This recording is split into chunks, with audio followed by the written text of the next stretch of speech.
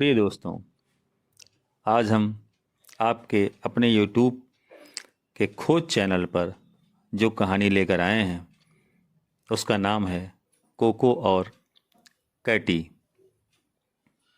बच्चों, एक लड़की थी जिसका नाम प्रियांशी था। उसे बिल्ली से बहुत लगाव था, इसलिए प्रियांशी ने दो बिल्ली कोको और कैटी पाल रखी थी और उन्हें बहुत प्यार करती थी।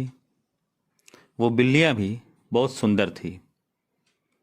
प्रियांशी स्कूल जाने से पहले तथा स्कूल के आने के बाद उन पालतू बिल्लियों से खूब खेलती थी।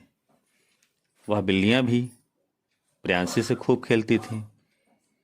बच्चों, प्रियांशी को कहानी पढ़ना और सुनाना दोनों बहुत पसंद था। उधर कोको बहुत चुस्त और नकलची तथा कहानी की शौकीन बिल्ली थी। दूसरी तरफ कैटी आलसी, उसे बस खाना और सोना अच्छा लगता था। प्रियांशी रोज कहानियों की किताब को पढ़ा करती थी। जब वह बिस्तर में आती तो कोको और कैटी भी उसके साथ आ जाती और कोको बहुत ध्यान से कहानी सुनती।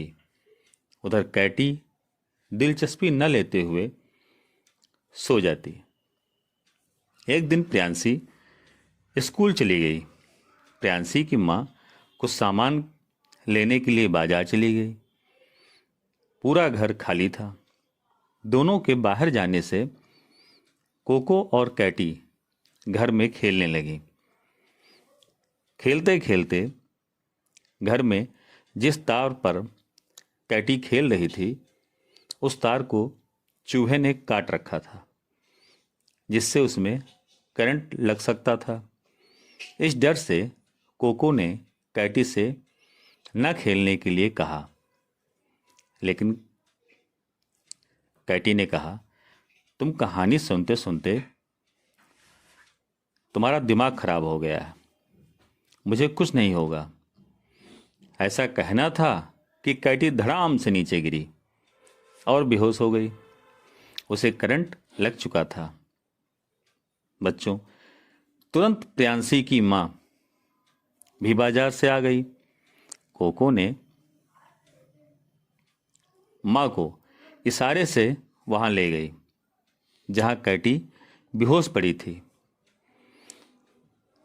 दोनों मिलकर के उसे अस्पताल ले गए, जहां डॉक्टर ने चेकअप किया, फिर सुई लगाई और पूरा इलाज किया।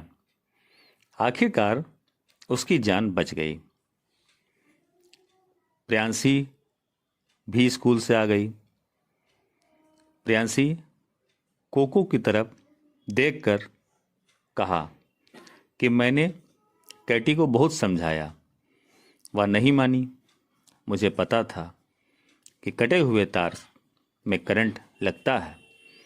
ऐसा मैंने कहानी में पिछले दिन ही पढ़ा है, लेकिन कैटी कहानी सुनती नहीं थी, जिससे उसे यह खतरा उठाना पड़ा। प्रियांशी और कोको को आपस में बात करते हुए कैटी को दुख हो रहा था और उसकी आंखों से आंसू बह रहे थे। प्रियांशी ने कैटी को सहलाते हुए कहा, ठीक है, तुम्हें कोई चिंता करने की जरूरत नहीं है और तुम जल्द ही ठीक हो जाओगी मेरी बच्ची। ऐसा कहते हुए प्रियांशी ने कैटी को सहलाया। कैटी ने कहा, अब मैं रोज कहानी सुनूंगी। कुछ दिन बाद कैटी ठीक हो गई। वह उछल कूद पहले की तरह करने लगी, क्योंकि अब वह रोज कहानी सुनती थी। बच्चों,